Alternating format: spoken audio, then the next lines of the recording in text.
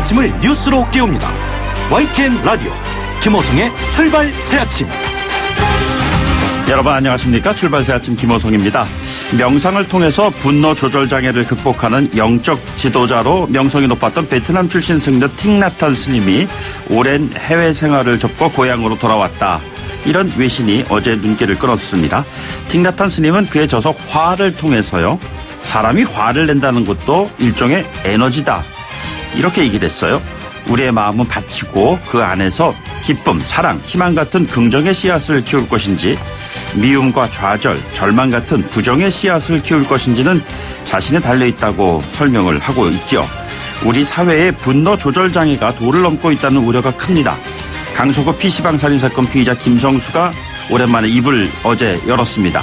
테이블을 치워달라고 한 게 그렇게 큰 잘못이냐. 그게 억울했고 그래서 상대를 죽이고 자신도 죽어야겠다는 생각이 들었다고 말했습니다. 오늘 아침 제가 본 뉴스 가운데서요. 인상적인 것 가운데 하나는 얼마 전 세종시에서 벌어졌던 일입니다. 몸도 제대로 가누지 못하는 한 할머니가 자신의 통행에 불편을 준다는 이유로 골목에 주차한 차량에 벽돌을 집어던지면서 차량을 파손하는 그렇게 화풀이를 나는 그런 사건도 눈에 띄었습니다. 이제 우리 사회의 분노 조절 장애는 남녀노소를 불문하고 광범위하게 확산되어 가고 있는 것 같습니다. 네, 정부가 어제 지난 2015년 출범한 일본군 위안부 화해 치유재단에 대한 해산 절차를 밟기로 했다고 발표했습니다. 화해를 통한 치유는 사죄와 용서가 선행돼야 하는데 한일 양국 정부는 그 선행 절차에서 진정한 합의를 끌어내지 못했습니다. 위안부 피해자 할머니들의 용서가 여전한 분노로 자리 잡을 것 같아서 참 안타깝습니다. 오늘 3부에서는요. 정의기억연대 윤미향 대표로부터 화해치유재단 해체, 그 다음 수순은 어떻게 되는지 집중 조명해 보도록 하겠습니다. 11월 22일 목요일입니다. 잠시 후 출발하겠습니다.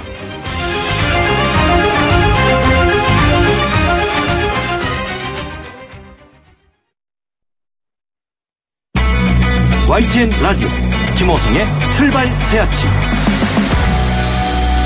네, 지금까지 들어온 뉴스 오늘 꼭 아셔야 할 뉴스 정리해 보겠습니다. 시사평론가 이종훈 박사 나오셨습니다. 안녕하십니까? 네, 안녕하세요. 네, 제가 오프닝에서 잠시 언급했습니다만 우리 정부, 일본 정부 이거 서로 항의하고 있습니다. 네, 이것도 굉장히 이례적인 그런 일입니다. 어제 네네. 동시에 서로 이제 항의를 하는 그런 이제 일이 이제 벌어진 건데요. 네.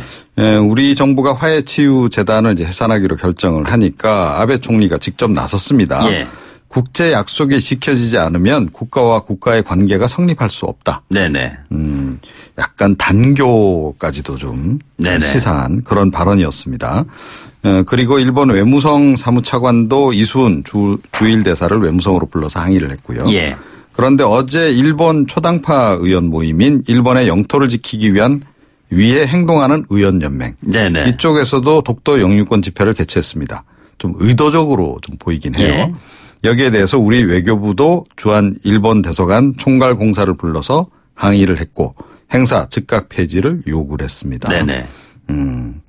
화해, 치유 참 갈 길이 험난하네요. 글쎄 말이에요. 그 네. 아베 그 총리가 3년 전에 한일 위안부 합의는 최종적 불가역적 합의였다. 뭐 이렇게 얘기하면서 아주 강한 그런 이야기를 하는데 네. 이게 지금 말씀하신 대로 화해 치유라는 것이 일단 사과, 사죄 그렇게 해서 용서를 하고 뭐 이런 과정이 있어야 되는데 그냥 가운데가 빠져버리다 보니까 결국엔 또 이런 또 상황이 또 펼쳐지는 게 아닌가. 네. 대화가 좀 필요한 것 같습니다. 지금 네. 이 시점에서. 네. 그 대화를 해야 될 국회가 삐걱거리는 것 같으니 일단 정상화하기로 합의는 했습니다. 네, 그렇습니다. 어제 이제 더불어민주당이 고용세습 국정조사 그 야권이 이제 내걸었던 네네. 국회 정상화 조건 가운데 하나인데요. 그걸 일단 받아들였습니다. 그래서 이 다음 달 중 본회의를 열어서 이 국정조사 계획서 처리하기로 예. 했고요.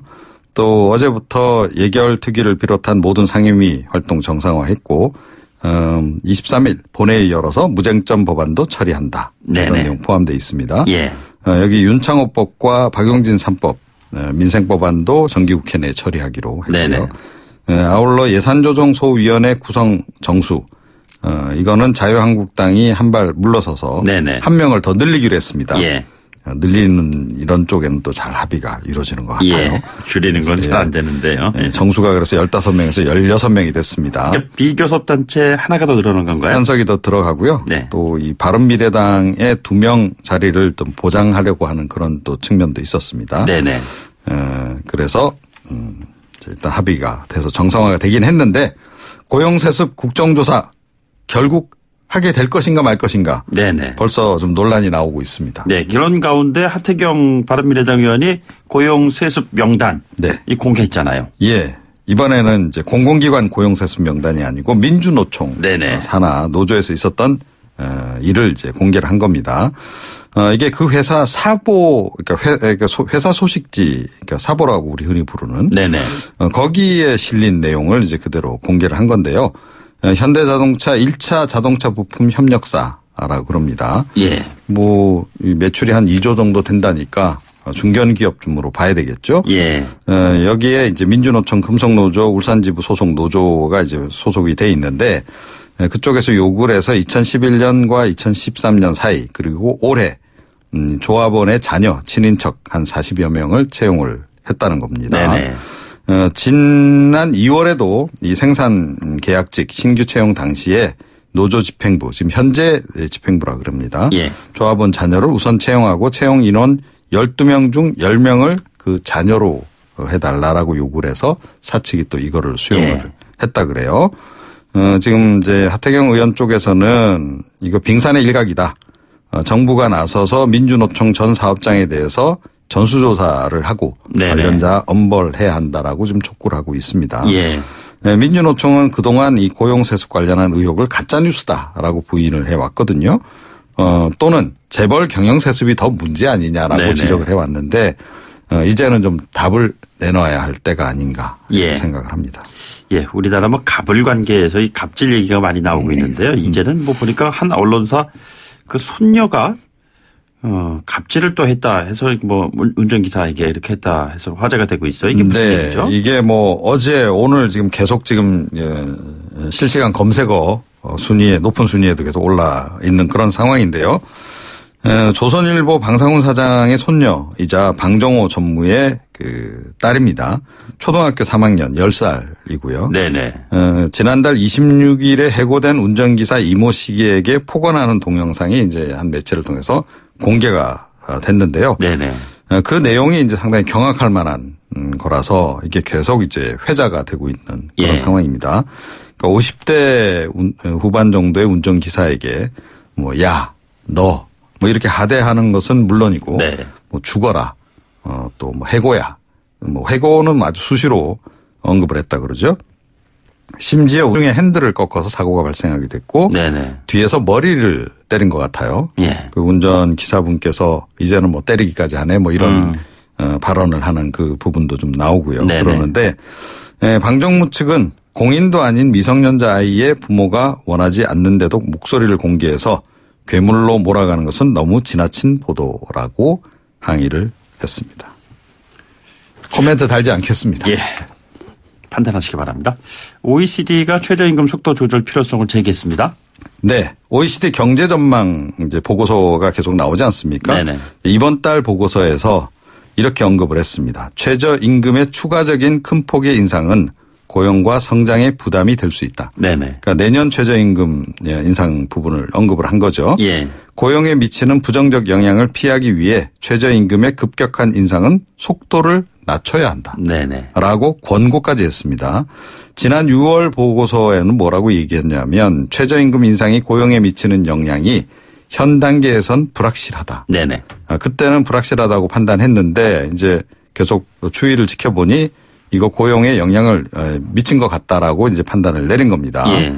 예.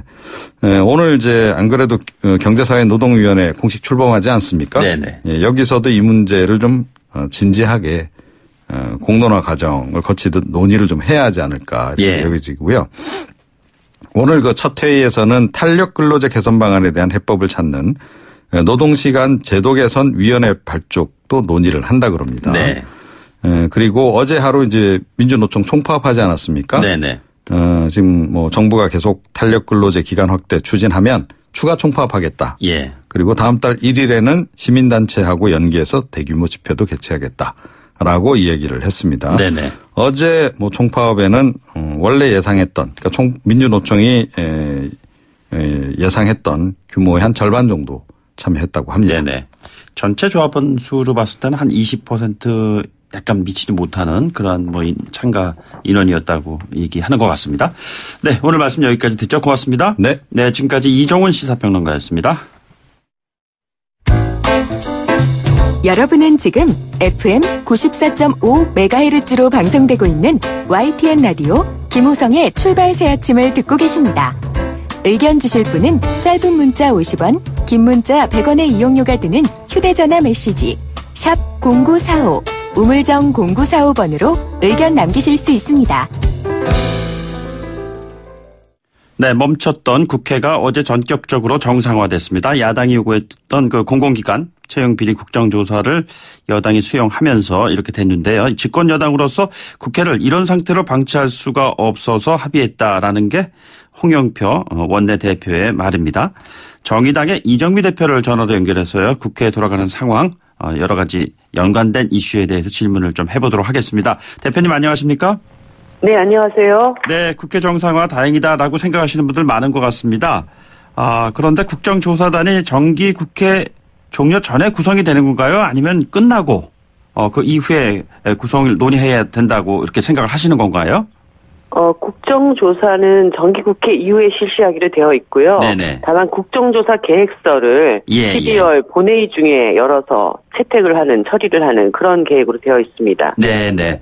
그 민주당의 홍영표 원내대표가 그 감사원 감사 후에 조사한다는 입장이냐, 뭐 이런 질문에 대해서 그렇다 이렇게 대답을 한 모양입니다. 자, 어떻게 보시는지? 네. 예. 감사원 감사가 올해 말까지 뭐 진행되기 된다라고 보신 것 같고요. 네네. 일단 그 시점은 계획서를 처리할 때 언제부터 시작할 것인지 5당 간의 논의를 통해서 그 계획서가 마련이 될 것으로 보입니다. 예. 그 한국당의 권성동 염동열 의원 관련된 강원랜드 채용 비리는 2012년, 2013년이지 않습니까? 근데 이번 네. 합의를 보면 2015년 이후 그 시점이 정해진 것 같은데 그렇다면은 강원랜드 채용 비리는 이번 국조에는 포함되지 않는 걸로 봐야 하나요? 아니 그렇지 않습니다. 네네. 어저께 그 합의서에는 공공부문에 관한 국정조사를 실시한다 이렇게 되어 있습니다. 사실 이게 맨 처음에는 자유한국당에서 서울교통공사 등의 채용비리 의혹에 대해서라고 제기됐다가 정의당에서 이러한 국정조사를 하려면 채용비리의 핵심이라고 할 수 있는 강원랜드를 빼고 갈 수 없다. 그래서 서울교통공사, 강원랜드 이런 것을 특정해서 그럼 얘기하지 말고 공공부문이라고 하는 것을 전체적으로 표현해서 채용비리 의혹을 밝히자 이렇게로 지금 합의가 되어 있고요. 네네. 아마 시점 2015년과 관련해서는 이 그러니까 5당 합의가 끝나고 난 이후에 백브리핑에서 김성태 원내대표께서 좀 자의적으로 그것을 해석해서 이렇게 얘기를 하신 것이 아닌가. 당시 5당이 같이 합의를 할 때는 그러한 시점에 대해서 특정해서 얘기하지 않았습니다. 오히려 그때 강원랜드까지를 포함하자면 공공부문이라고 하는 큰 틀에서 그러면 그 문구를 넣자. 이렇게로 저희들이 알고 있습니다.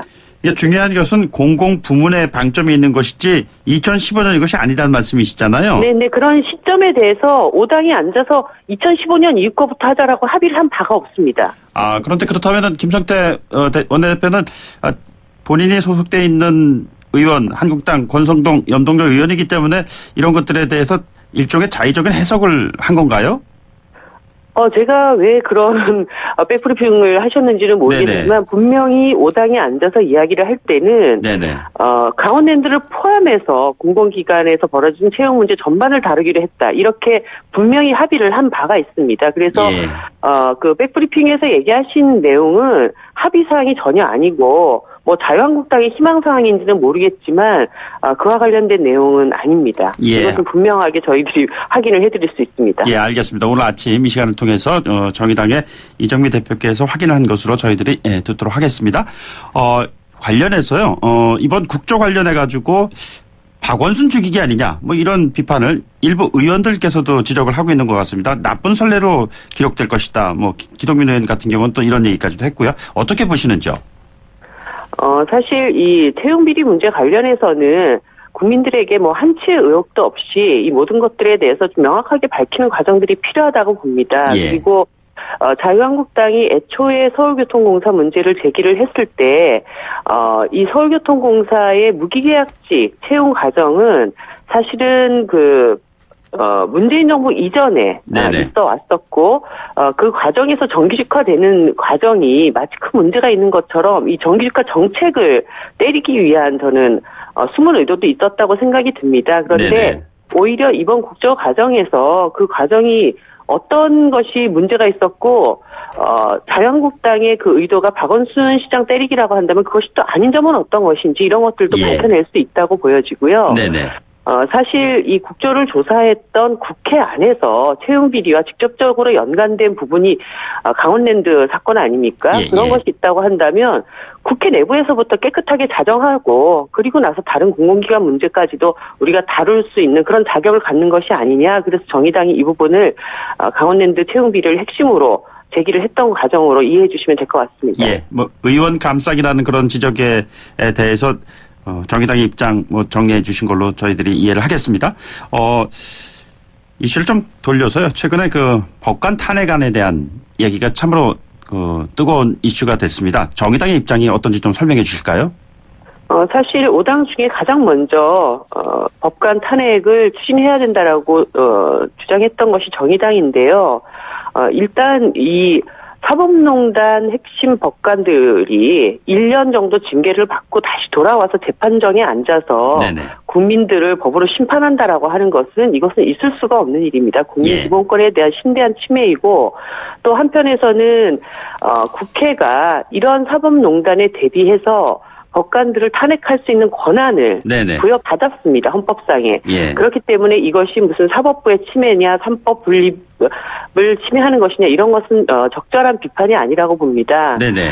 그렇기 때문에 지금 제적의원 3분의 1의 동의로 소추안이 이제 발의될 수 있고 현재까지 전체 국회의원 구성상 이 소추 발의까지는 충분히 가능하다고 보여집니다. 그리고 이것이 국회로 넘어오게 되면 과반으로 의결이 되는 것이기 때문에 당연히 국회에게 주어진 이 권한으로 국민들이 지금 굉장히 분노하고 있는 사법부에 대한 사법농단 법관들에 대한 처리를 서둘러야 한다 이렇게 보고 있습니다. 사법부 독립의 문제 거론보다는 사법부가 농단 사태를 자초했던 그런 시비를 먼저 가려야 한다는 이런 말씀이시죠?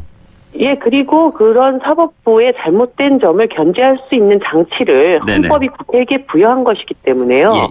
그것이 무슨 사법부 침해라든가 상권분리 침해라든가 이런 얘기를 하는 것은 헌법 기본 정신에 맞지 않는 이야기입니다. 네, 알겠습니다. 그리고 경사위 경제사회노동위원회가 오늘 출범을 하는데 민주노총이 불참을 지금 하고 있습니다. 어떤 생각이신지요?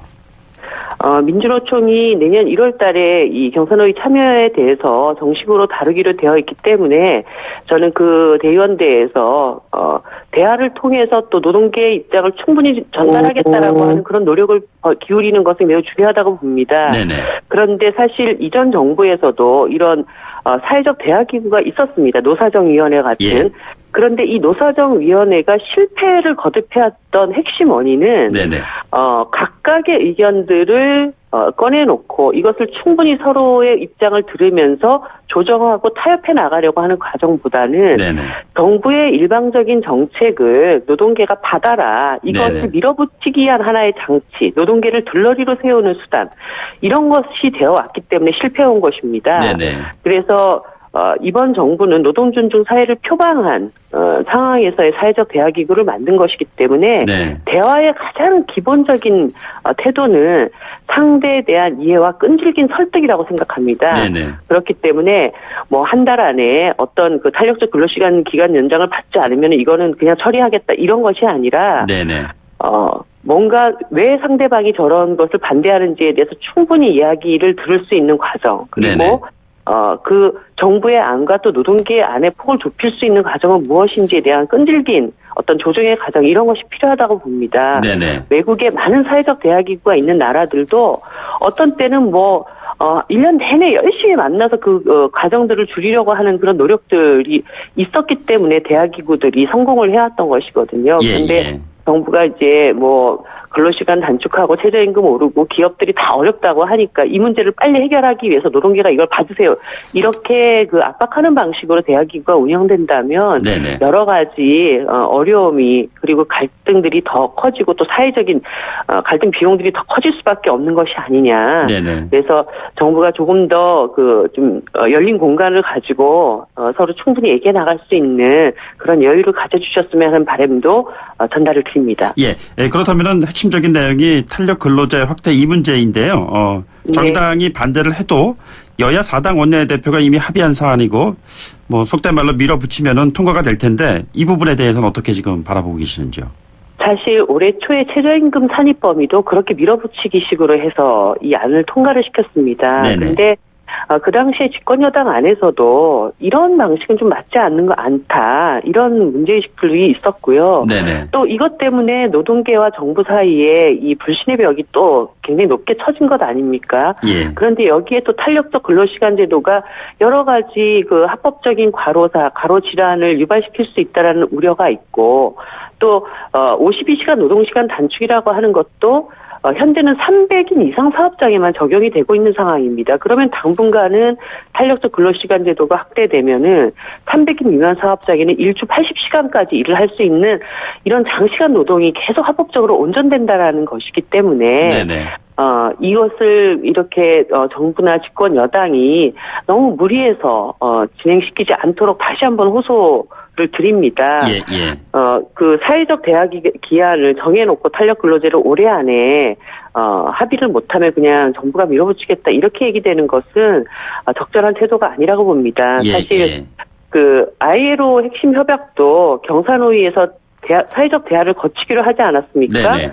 그런데 이 핵심 협약과 관련해서는 언제까지 어떻게 처리하겠다라고 하는 기한을 두지 않고 얘기를 하면서 탄력적 근로시간 제도만 굳이 얘기하는 것은 네네. 노동계의 상당히 오래된 요구에 대해서는 다급하지 않고 기업계 민원에 대해서는 정광석화처럼 이 문제를 해결하려고 한다라고 하는 이런 의혹을 지우기가 어렵다. 이 점을 말씀드리고 싶습니다. 예, 대화, 타협, 이런 과정을 거치는 것이 그렇게 생각보다 쉽지 않을 것 같은데 실제로 최근에 집권 여당과 청와대 임정숙 비서실장의 발언을 보면은 민주노총에 대한 쓴소리를 계속 이어가고 있는 것 같습니다. 더불어서 어제 파업 현장에서는 문재인 정부가 더 이상 촛불 정부가 아님을 통보한다 이런 얘기까지 나왔습니다. 이런 분위기에서 앞으로 대화 타협을 통한 합의점 도출이 제대로 될 수 있을까요?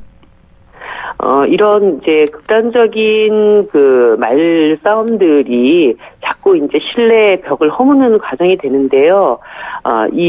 점점 멀어져 가고 있는 정부와 민주노총 사이의 거리를 좁히기 위해서 정의당도 더 많이 노력을 하겠고요. 이 과정에서 정부 여당에서 처음에 이 탄력적 근로시간 제도를 실행하겠다라고 얘기를 했을 때 민주노총의 반대를 마치 기득권 지키기, 고집불통 이런 얘기를 한 것은 제가 생각할 땐 좀 적절하지 않았다고 봅니다. 왜냐하면 이 탄력적 근로시간 제도는 오히려 300인 이하, 50인 미만 그리고 IT 청년 노동자들 이런 굉장히 우리 사회에 열악한 근로 환경에 놓여 있는 노동자들의 삶의 문제를 다루는 것이고 민주노총이 그것을 대변한 것인데 그것이 마치 기존의 기득권을 많이 가지고 있는 노동자들이 자기 기득권을 지키기 위해서 고집불통을 부린다 이렇게 좀 왜곡된 해석을 하면서 민주노총을 압박했기 때문에 이 부분에 어떤 골이 깊어진 것이라고 봅니다. 그리고 민주노총도 이제 이 정부랑은 더 이상 대화할 수 없다 이렇게 하게 되면은 또 문제를 해결할 어떤 출구가 열리지 않기 때문에 이 과정의 간격을 좁히기 위해서 좀 더 이 사안, 탄력적 근로시간 제도가 뭐가 문제인가에 대한 이 사안에 대해서 좀 더 집중해서 문제를 해결해 나가도록 그렇게 노력해야 된다고 봅니다. 예, 저희가 2부에 김명환 민노총 위원장 연결이 지금 예정되어 있습니다. 대표님 의견 연관된 내용으로 다시 한번 좀 그쪽 의견을 듣도록 해보겠습니다. 네, 오늘 말씀 여기까지 듣도록 하겠습니다. 고맙습니다. 네, 감사합니다. 네, 지금까지 정의당의 이정미 대표였습니다. 2부에 뵙죠. 소통의 아침을 여는 공정한 목소리 YTN 라디오 김호성의 출발 새 아침. 네, 출발 새 아침 2부에서는요. 일부 정의당 이정미 대표에 이어서 김명환 민주노총 위원장 연결해서 최근 노동계 이슈 관련된 질문 해보도록 하겠습니다. 잠시 뒤에 들어오죠. YTN 라디오 김호성의 출발 새 아침. 네, 민주노총이 어제 탄력 근로제 확대 철회 그리고 노동법 전면 개정 등을 요구하면서 총파업에 들어갔습니다. 전국 14개 지역에서 벌어졌고요. 문재인 정부 들어서 첫 번째 전국 단위의 총파업입니다. 정부 여당과의 갈등 이야기가 그동안 쭉 보도가 됐습니다만 결국엔 대정부 투쟁 이런 강수를 두고 있다. 이런 그 얘기가 나오고 있습니다. 경제사회노동위원회에 참여하지 않겠다. 이런 얘기 나오지 않았습니까? 김명환 전국 민주노동조합 총연맹위원장 연결해서 이야기 나눠보도록 하겠습니다. 위원장님 안녕하십니까? 예, 안녕하세요. 네, 민주노총위원장 김명환입니다. 예, 총파업 어제 벌이셨는데 한 말씀 해주시죠. 예, 어제 날씨도 상당히 쌀쌀했지만은 전국적으로 16만 명의 그 조합원들이 총파업에 참여했고요. 네네. 그 전국 14개 지역에서 4만, 서울에서만 한 10,000명에 가까운 우리 조합원들이 파업 집회에 나오셨습니다. 네네. 그리고 또 저희들이 주장하는 바를 또 적극적으로 보도해 주시기 위해서 취재진들이 상당히 많이 모인 취재일도 매우 좀 뜨거워서요. 네네. 어제는 저희 민주노총이 주장하고 있는 많은 내용들이 좀 국민들에게 좀 잘 알려져기를 또 좀 바라는 마음에서 어제 하루를 보냈습니다. 예. 그 총파업 투쟁 그 화면에 그 스크린을 쭉 보니까 이렇게 글귀가 나오더라고요. 우리는 오늘 문재인 정부가 더는 촛불 정부가 아님을 통보한다. 이렇게 아주 강한 그 통보성 문자를 이렇게 보여주셨는데 부연 설명을 좀 부탁드리겠습니다. 예. 저희는 촛불 정부 이렇게 문재인 정부 자임하고 있죠. 근데 그럼에도 불구하고 지금 노동 존중, 소득 주도 성장이라고 하는 부분들이 제대로 실제로 진행되고 있지 않음으로 인해서 사실 노동 존중과 소득 주도 성장의 기반이 되었던 각종 정책과 공약들, 국정 과제들이 후퇴하거나 멈춰서 있다라고 보고 있습니다. 그래서 문재인 정부가 이 촛불 정부로서의 초심을 좀 잃은 것이다. 예. 라는 그런 어쨌든 좀 판단 속에서 그러한 어쨌든 평가를 좀 입장을 내게 된 것입니다. 예, 조금 전 일부에서 정의당의 이정미 대표는 그 탄력 근로제 확대라든가 이런 이슈 관련해서 이 간극을 좁히기 위한 노력을 좀 해야 할 것이 아닌가, 양쪽이 다 그런 곳에 집중적인 노력이 필요하다고 본다, 이런 발언을 했습니다. 그래도 대화를 통해서 문제를 해결해야 하지 않겠느냐, 이런 방법에 대해서 어떻게 생각하고 계시는지요? 당연히 대화는 제대로 한다고 대화는 당연히 하는 거고요. 네네.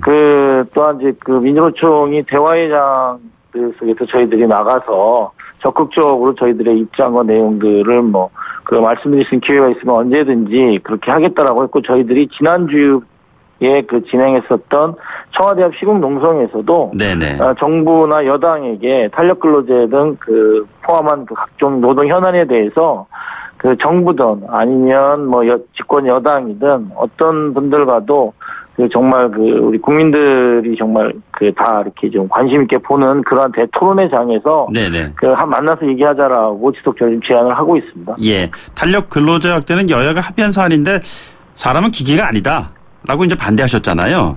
예, 자, 이 탄력 근로제 확대의 가장 큰 문제점을 민주노총 입장에서 무엇이라고 보시는지요? 탄력 근로제를 먼저 이야기 전에 올해 2월 말에 정부 여당이 주도해서 만든 주 40시간, 52시간 상한제의 실노동시간 단축 법안이 통과됐습니다. 예.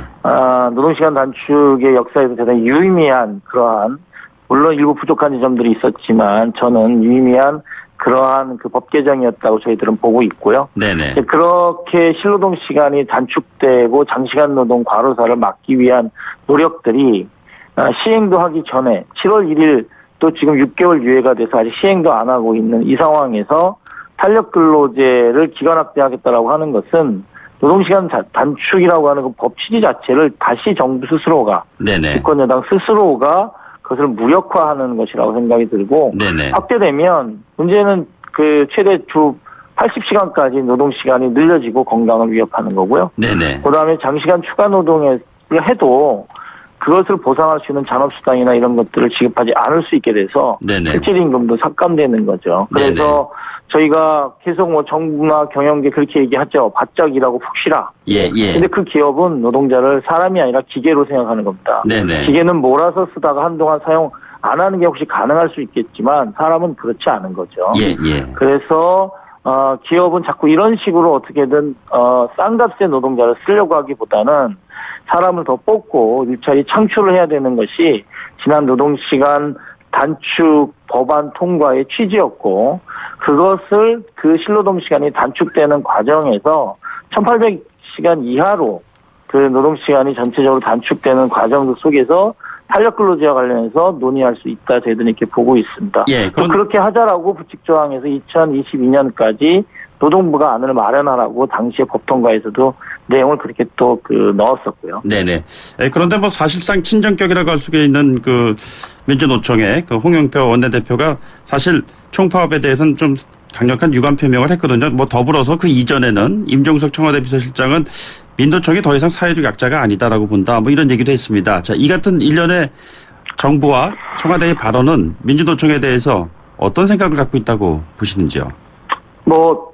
발언 그렇게 얘기하는 부분들에 대해서 저희들 최근에 핵심 정부 여당 청와대 이런 분들이 그렇게 말씀하시는 것이 저희들에게는 민주노총이 갖고 있는 대표성이라던가 아니면 지난 시기 활동해왔던 이러한 그 역사를 마치 부정하는 듯한 언론을 통한 그런 발언들에 대해서 네네. 대단히 많이 좀 유감스럽고요.